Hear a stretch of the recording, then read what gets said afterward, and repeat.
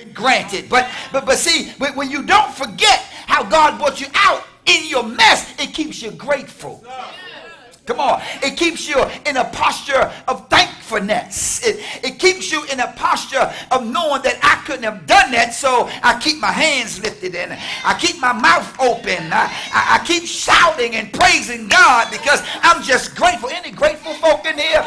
I'm grateful I ain't died in my sin. I'm grateful that he didn't take me out by now.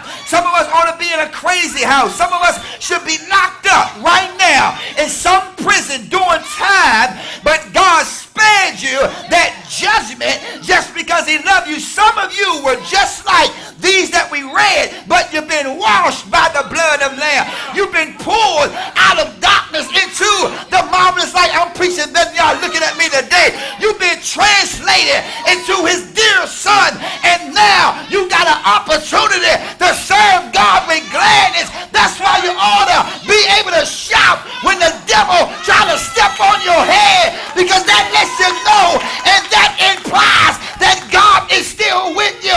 For he said, I'll never leave you nor forsake you. I'll be with you always,